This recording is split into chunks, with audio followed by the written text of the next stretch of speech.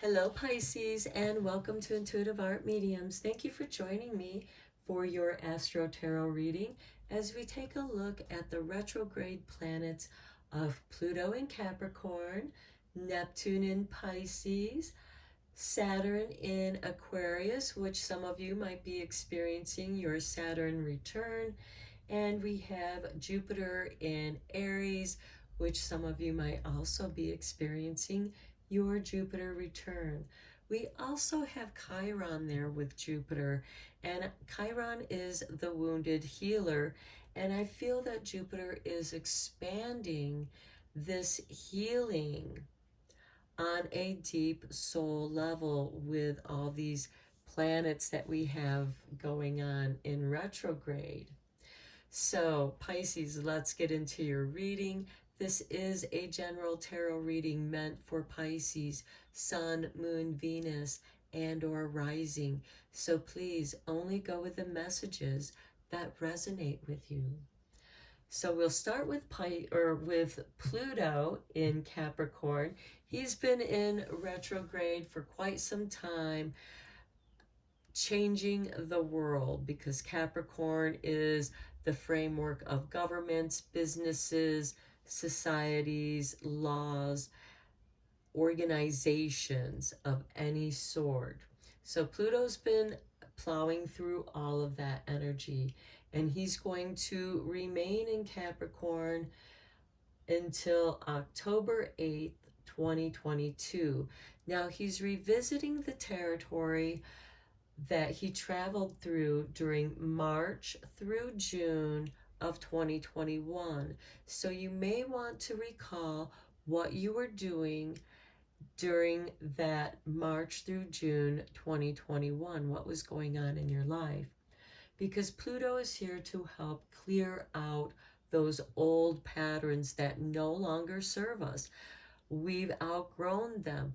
We are evolved, and those are the boundaries that are preventing us from growing forward and progressing forward.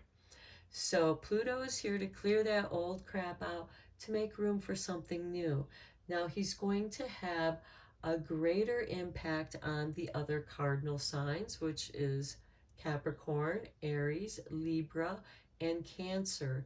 He's also going to have an impact, a lesser impact, on the other earth signs of Taurus, Virgo, and Capricorn. So let's take a look at some of the soul lessons Pluto has been trying to show you, Pisces.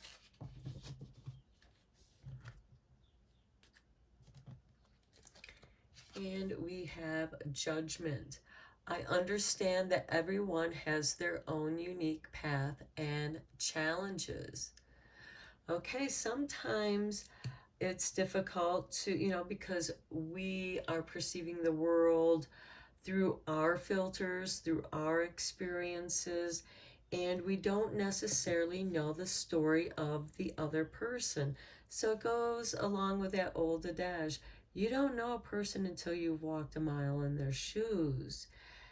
Meaning you don't know a person until you've experienced or gone through what they have gone through, because you don't know everything about that other person, and we can only judge ourselves. In the end, we are our own judgment.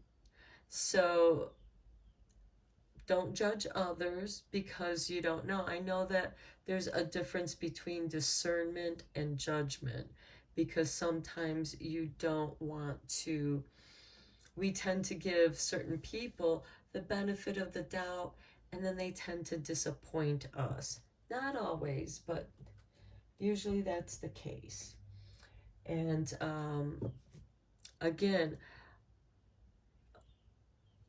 it's the nature of humans. And that can be a practice, when you find yourself judging others, turn the mirror towards yourself. What is it, especially if you're putting somebody down, it's reflecting an insecurity that you have about yourself. So when you find yourself putting other people down, it's time to do a check-in with yourself. Why are you putting that person down? And is that behavior that you may have done? Now, did you justify that behavior? Or are you putting yourself down because you behave that way and you know that it's wrong? There is a difference in that. But we are all born into our own unique situations. We each have our own unique nature, and we respond and react to the different traumas that the world and life can throw at us. So let's see what the wisdom of this judgment is. A new life with number 39. Yeah, don't let your judgment prevent someone from changing, because we all have the ability to change, and we can change for the better. And here there is an opportunity for a new life, because if you're not wasting your time judging other people, you can focus on shifting your focus on what brings you joy. What kind of life do you want to have? Now is the time to start reinventing yourself, and that could very well be what is going on here, is reinventing yourself. And sometimes when we're reinventing ourselves, we can certainly hold resentment against those who have wronged us in the past. But then we should shift our perception and, like, okay, I wouldn't be where I'm at now if that person didn't teach me that very harsh lesson. And and sometimes it can make you not trust other people. But here you're asked to trust in yourself, in your new life. And this is about you. It's not about other people. Okay, now let's move on to Neptune. Now, Neptune just recently went into retrograde in Pisces, and this can have a powerful effect upon you, Pisces, because Neptune is very much at home in Pisces. Actually, Neptune is your ruling planet. It's very dreamy. It goes into the depths of your psyche, of your soul. And Neptune, again, is your subconscious, but he's also the dreams, your dream world. What are your dreams saying to you at this time? And because Neptune is also our inner child, what inspired your interest as a child? And what still holds those interests? How did those interests mature as you grew up? Or is it something that you left behind and it's calling to you now to, like, hey, I'm still here. I'm still an interest you have. This is your soul guiding you back to your soul purpose and your soul growth. So let's consult with the Dream Oracle here.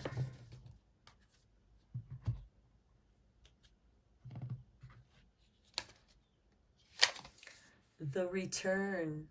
Own your mastery. Okay, what was it that you loved to do? You're being asked to return to it. Something that you love doing. This is your bliss. This is what you came here to do. This is your new life. Perhaps you were born, you were raised in a family that was very judgmental, and they might have been judgmental towards you, which made you judgmental towards others.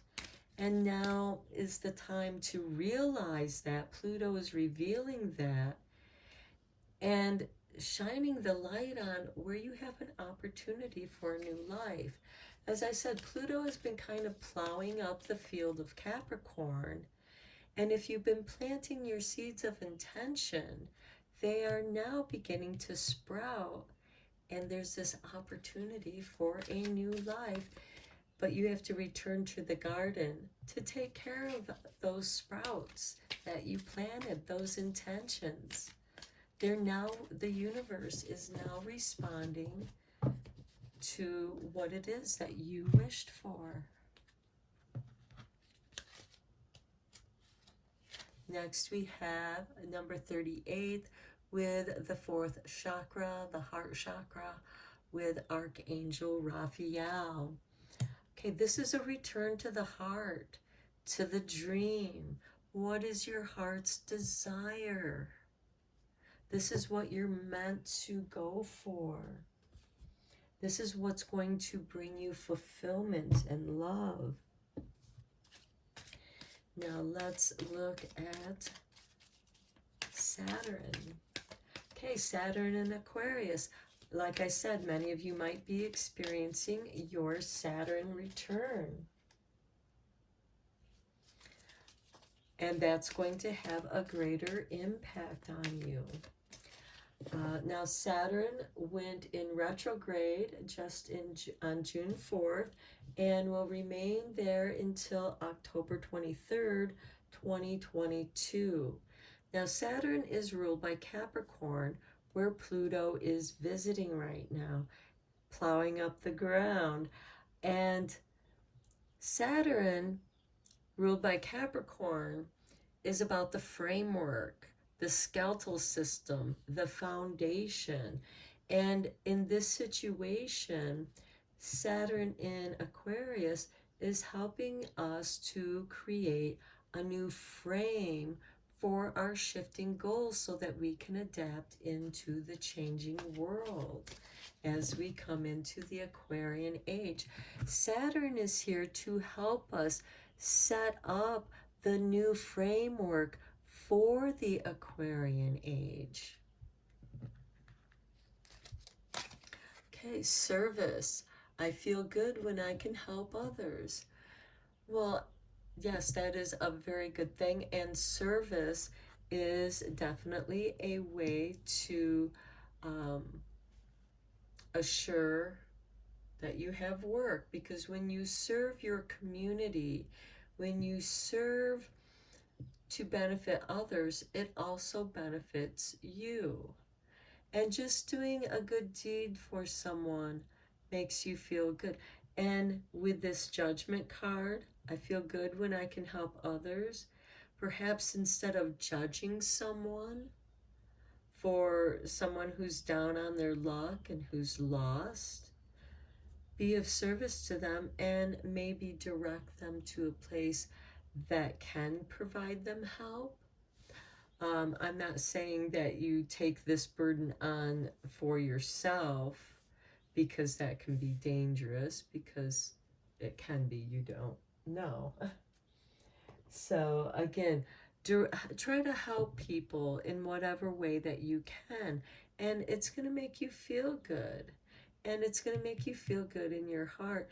And this is helping you to return, perhaps owning the mastery of your own heart, the mastery of your own feelings. Because Pisces, you're like the abyss of the water. You are so deep.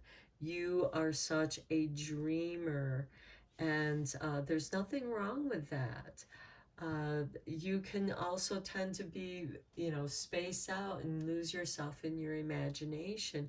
And again, there's nothing wrong with that, because it is through those moments of imagination that you are kind of stirring your creative juices and finding the light in your own depth. Because even in the darkest, deepest depths of the abyss, there are sea creatures that create their own light.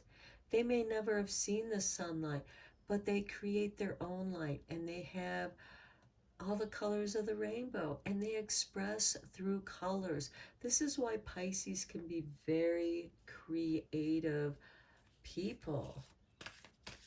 And perhaps it is your art, the return to your art. That is how you bring service to people. Perhaps it's art therapy. And, you know, perhaps it's art therapy just for yourself, but through your example, you teach others that they can do this for themselves as well. Okay, chaos and conflict. This card has been coming up often in the readings. Now, this is number 33. So, you know, again, Pluto and Capricorn has been creating a lot of chaos and conflict. And it's coming over here to Saturn, who's rebuilding the framework that Pluto's been tearing up. But this is a framework that you want to create. To how does it serve? I feel good when I can help others.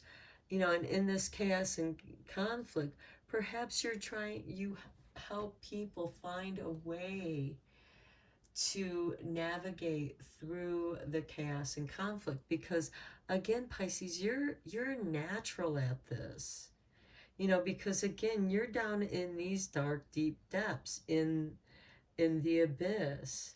And it is when you look into the abyss that you see your true self. And despite the chaos and conflict that's there, you can still help others. So this is very deep, and I hope that you understand what I'm saying, because I'm just saying what Spirit is guiding me to, and trusting that you'll understand, you'll get it. Okay. Now let's see what the benefits of Jupiter are bringing in for you, Pisces. How much good can you handle? Explore the upward spiral of grace. Okay, sometimes even the creatures down in the abyss rise to the surface. They do see the light. Think of the whales, for example, because they will disappear into the depths and nobody even knows where they go. They just kind of disappear and then they resurface some other place on the world, and it's a mystery. So in many ways, Pisces, you can be this mysterious force that rises up. And as you're rising up, you can explore that upward spiral of grace. This is you being in the moment. I don't know if any of you paraglide, but when you catch that bubble just right and it catches and fills your little paraglide, you can fly, literally soaring with the hawks, because there are hawks that will catch those same air currents and ride it up to the cloud base.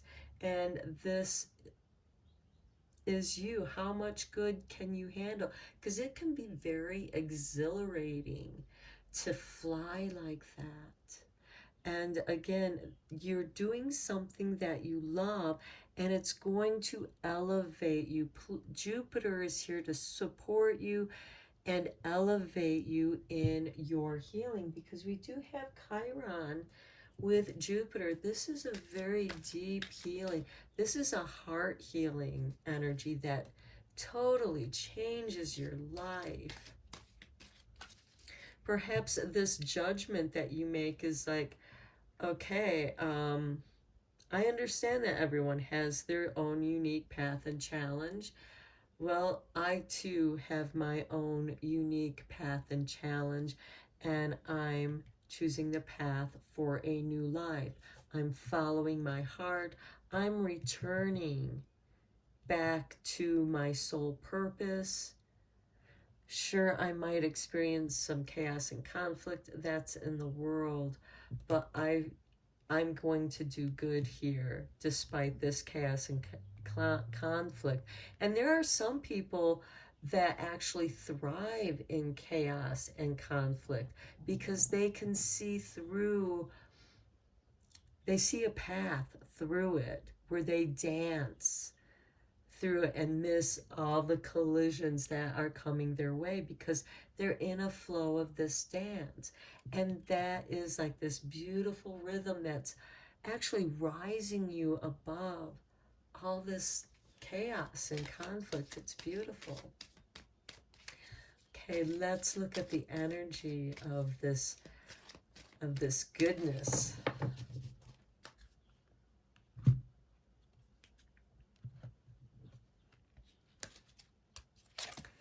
The thinking man.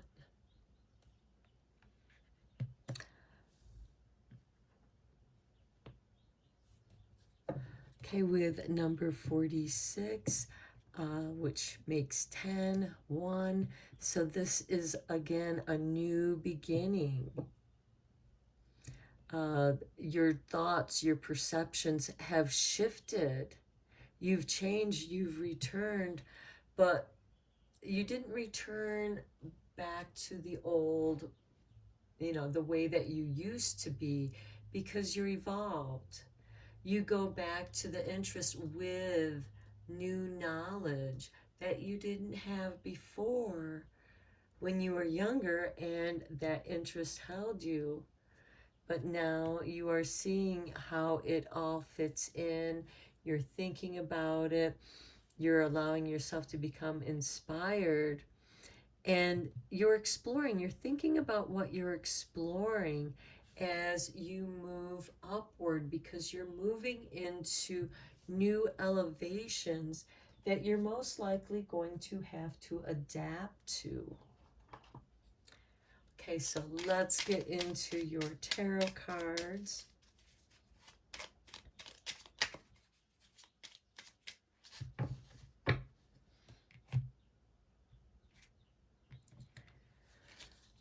Okay, we have the Seven of Cups, which are your dreams.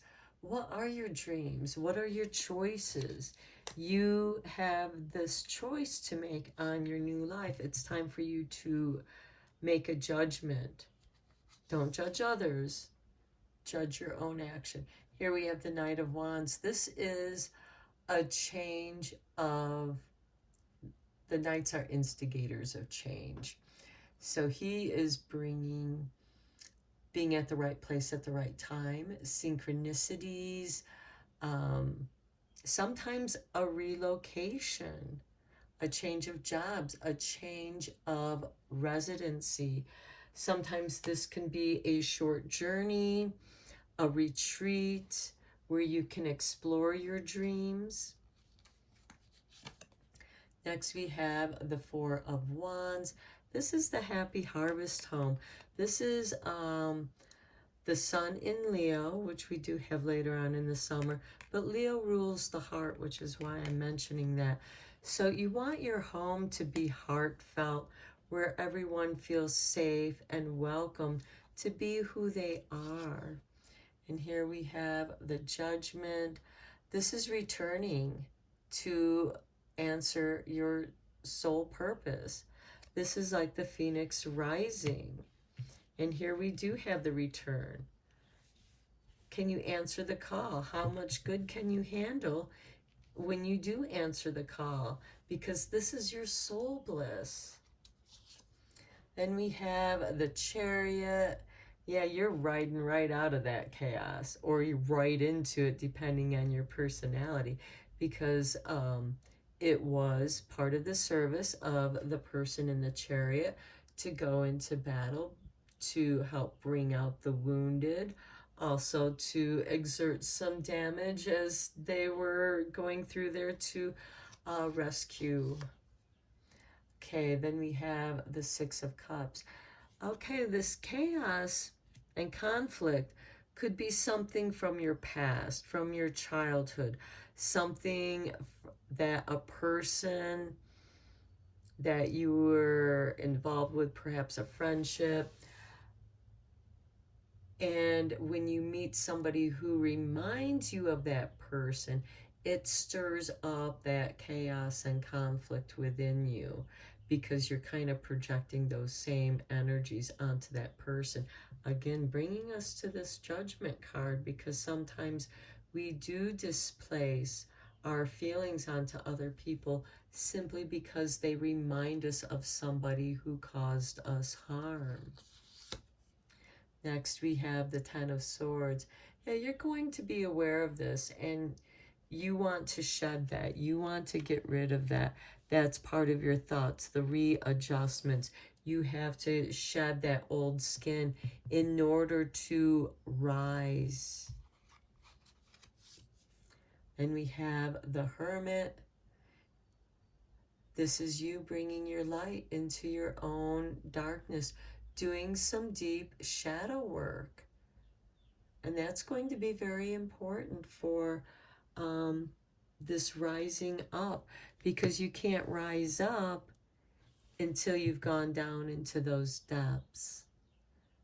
And you are going down, you're returning to those depths to reclaim your mastery. And then you're going to rise back up. And there's going to be conflict here. But I don't feel like you're going to let it bother you, because you're so focused on your thoughts and what it is that you want to do, which is this healing. You're shedding this skin, this old skin, to reclaim this new life that you want, that you desire. Okay, let's look at your Starlight cards. Tie up your reading.